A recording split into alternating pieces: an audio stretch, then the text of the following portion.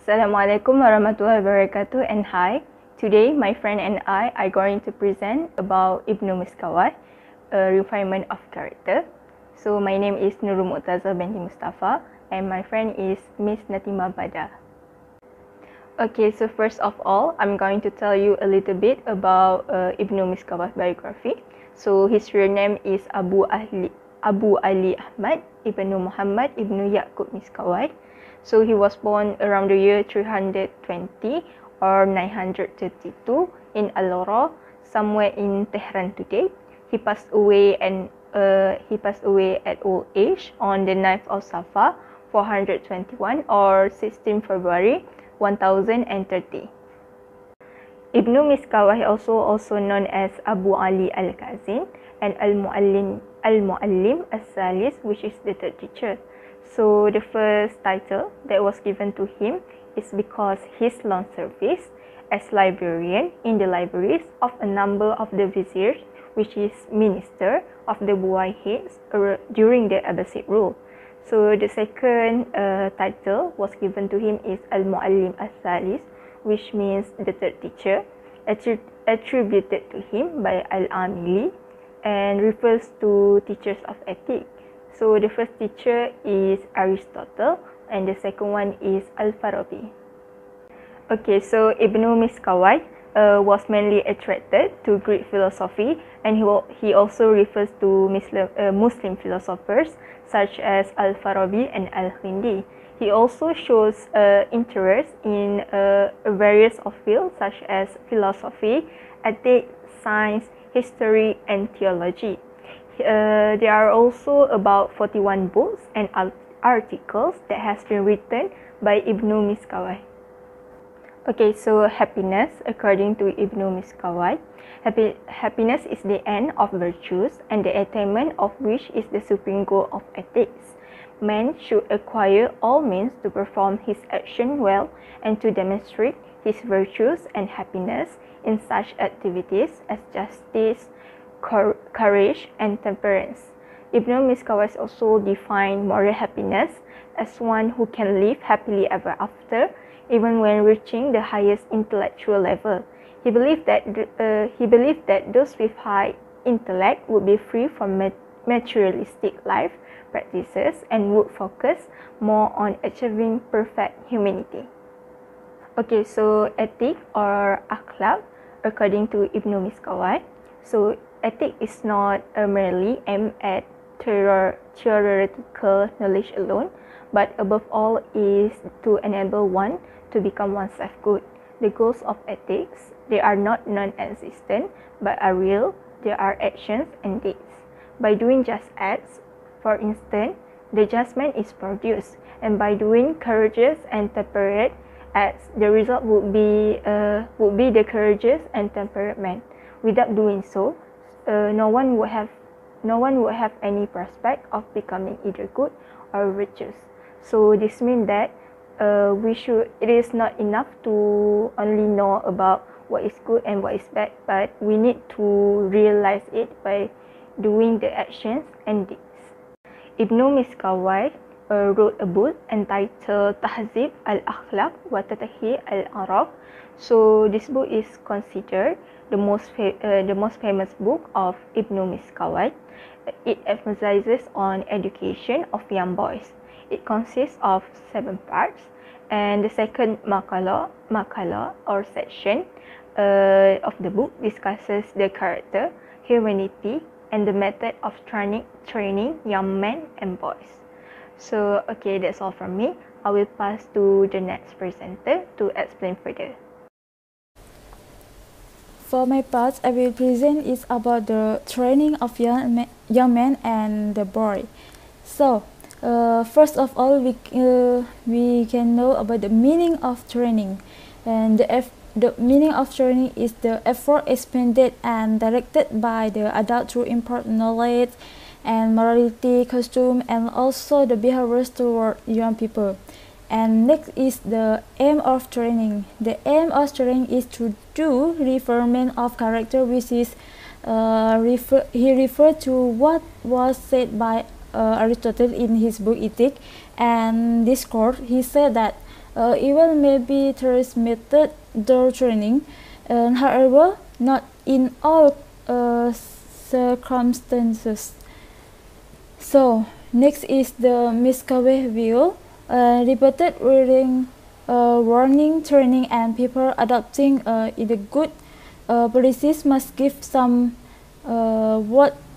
must give some like a shot of influence toward people, and some people accept training and move to swiftly toward virtue, and meanwhile some approach it and move toward virtue slowly. And according to Miskawayh, he said that everyone can be sharing. He said this based on conclusion that he got from reliable laws, and also from the way to be from the way God deals with his creation, and not solely based on the will of Aristotle. And Miskawayh also said that whatever has been done by someone since youth will influence them when they grow up. Okay, this is the second makalah of the type al-akhlaq. The first one is ethics section on training young men and boys. The ideas take from the book of Berson. And the second one is the idea was brought by Miskawayh from a well-known Greek author who have achieved the very same objective as him.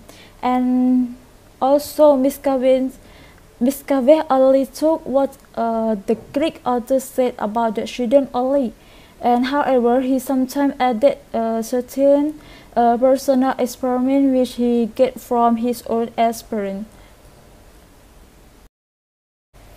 Okay, for this part is only mentioned about the young boy. The aim of training the young boy, he believed that if a group does not practice since childhood, they will fall into worldliness.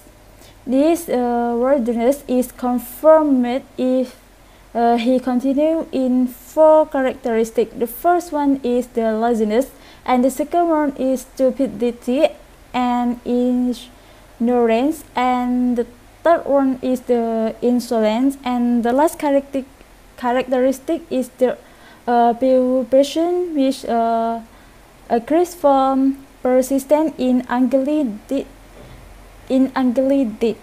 and to produce young people who exposed to goodness naturally and until can grow up properly. And it's also easy to follow wisdom, law like Sharia, right, and tradition like Sunnah, and also making them have little enemies and a good reputation. And for the last one is the reform the job of the boy. And next is the method of the training of the young boy. According to Miskawayh, he said that the psychological aspect is the most important thing. Example of the method. The first one is praise when the boy did the right thing. Second is encourage them to be certain with the necessary thing and only, and eliminate the desire toward unnecessary things. The third one is they should be trained to the admire generous characteristic, and also run them with a punishment to make them fear of doing evil acts. And also the next they also mention is degrees of punishment.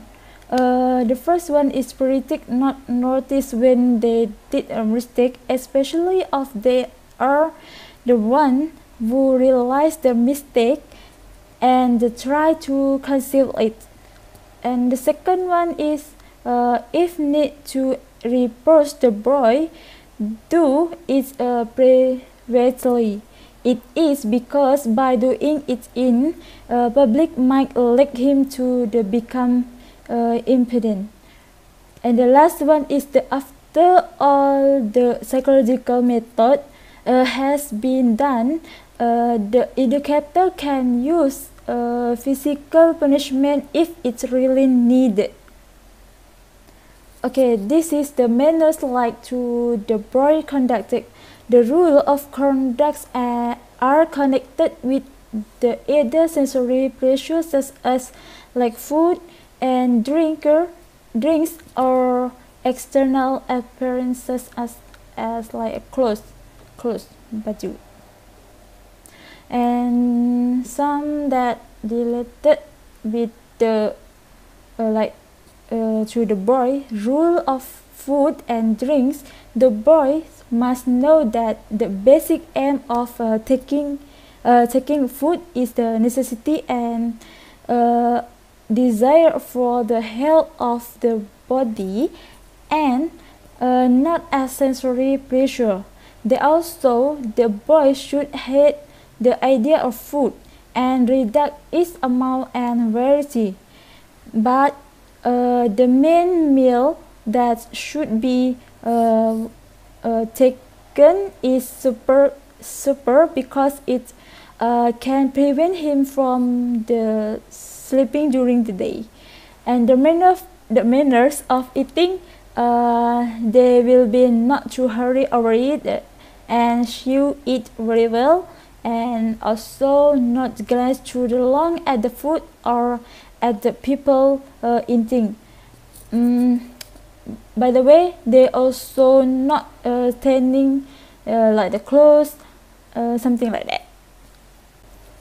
This is also this conducted with the boy. The rule of etiquette in clothing, they have the 6 conducted, which is the first one is should wear the right clothing and a right color or pattern clothing. The second one is the not to be adorn himself with what women would wear. And the third one is not wear a shell ring except when it is needed, and cannot keep his hair long. Then not taking pride over his further weight. The last one is cannot love or wear any gold or silver in any kind of shape and form. And then the rules of physical exercise and play. The first, he must give the boy the opportunity to play at certain times.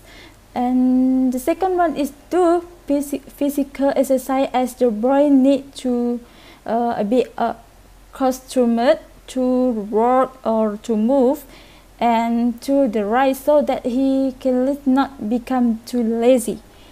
And the last one is boys are not allowed to sleep for too long because it will make him lazy and adult his mind, something like that.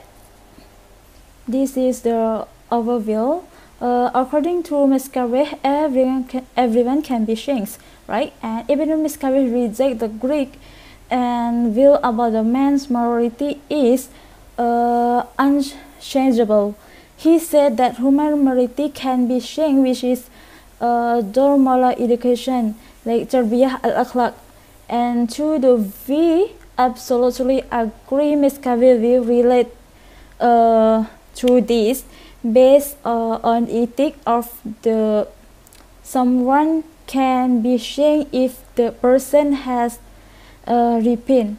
And even though Miskawayh thinking is in line with the Islamic teaching, in the Quran and Hadith has stated about the one of purpose of Prophet Muhammad is to be perfect the morality of man. Its purpose is the one other than to improve morals to behavior is shaping Muslim personality. And also the Prophet Muhammad SAW said that each child is born in the state of fitrah, then his parents make him a Jew, Christian or a Zoroastrian, the way an animal give birth to the normal offspring.